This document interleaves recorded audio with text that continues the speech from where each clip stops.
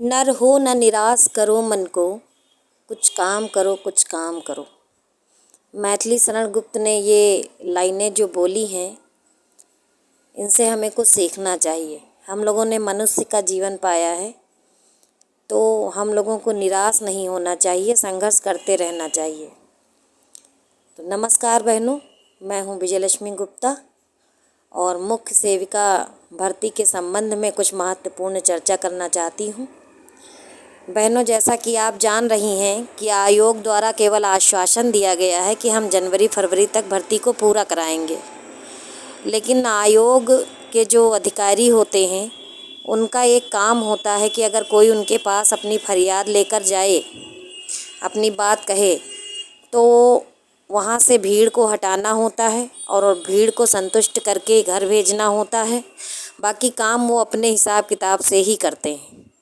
यदि उनके ऊपर शासन की तरफ से प्रेशर बन जाए, दबाव बन जाए, तो वो अपने कार्यशैली को थोड़ा तीव्र कर लेते हैं या काम करने की गति को बढ़ा देते हैं और जल्द से जल्द भर्ती प्रक्रिया को निपटाने की कोशिश करते हैं, जैसा कि लेखपाल भर्ती में आपको साफ साफ दिखाई दे रहा है कि कोर्ट कचहरी में केस होने के बावजूद भी उस भर्ती को वो तेज़ी से कंप्लीट कर रहे हैं।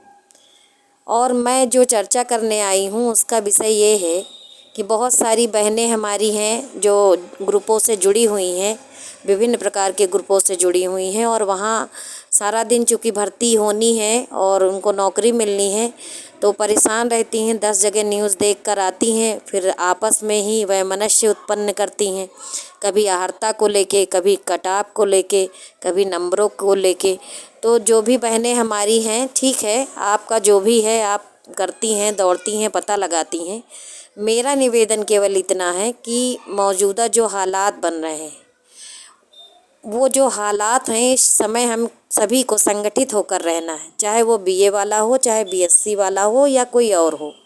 जो भी आहारता को लेकर के फैसले आएंगे या जो भी कटाव बनेगी, वो आयोग द्वारा निर्धारित किया जाएगा और वही सबको मानना भी पड़ेगा। जो नहीं मानेगा तो वो अपना कोर्ट कचहरी जाएगा।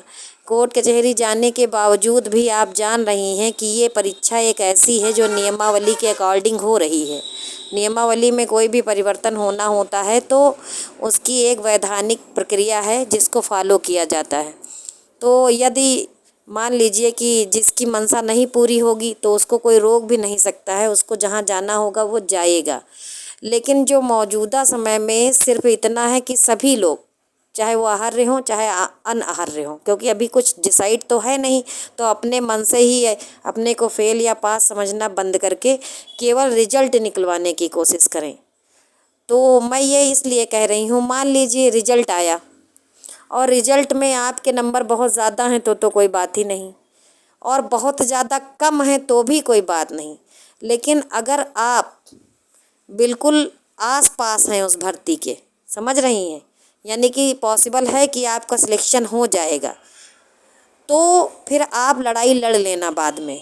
यानी कि जब पहले रिजल्ट तो आ जाने दीजिए, रिजल्ट में पता तो चल जाए कि कौन कितने पानी में है, तब तो लड़ने का मज़ा आता है। अभी पहले से पेड़ लगा नहीं, बौर आया नहीं, आम लगे नहीं, हम लोग पहले ही लड़े जा रहे हैं कि जो है हम तुमको आम नहीं तोड़ने देंगे, हम पेड़ ही काट डालेंगे। तो ये पूर्ण जो कार्य हैं वो ना किए जाएं।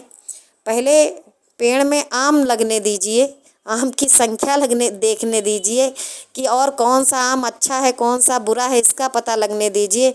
अभी पौधा लगाया भी नहीं है, पौधा बड़ा भी नहीं हुआ है और हम आम नहीं तोड़ने देंगे, तो ये वही वाली बात है। तो पहले आप लोग रिजल्ट ले आइए और देख लीजिए कि हम कितने पानी में हैं, हमारा एक दूसरे से लड़ना उचित है या नहीं है। पता लगे हम लड़ मड़ के और झगड़ के बैठ जाएं पहले से ही और बाद में जब रिजल्ट आए तो हम एकदम बिल्कुल गर्त में चले गए हों। तो पहले रिजल्ट आपके जब हाथ में आएगा तो लड़ते भी बनेगा, आहारता को लेके भी लड़िएगा, क्योंकि कोई मानेगा तो है नहीं भाई। किसी को मना करोगे तो ये मुद्दा है नौकरी का, तो कोई मानने वाला है नहीं, तो ठीक है मत मानिएगा, लेकिन उसके लिए लड़ने के लिए भी एक रीज़न होना चाहिए लीगल, कि आप मेरिट में हो और उसके बाद आपकी आहारता को लेके कोई प्रश्न चिन्ह लगाए, चाहे वो आयोग ही क्यों ना हो, तो अपने अधिकार के लिए तब आप लड़िएगा। पहले से लड़ने कोई मतलब नहीं है। अभी भैंस खरीदी भी नहीं, भैंस आई भी नहीं, भैंस ने दूध दिया भी नहीं, और हम भैंस को अपने दुआरे से नहीं निकलने देंगे। तो मतलब जो ये वाली स्थिति है ये मत करिए। बस यही कहना था। धन्यवाद।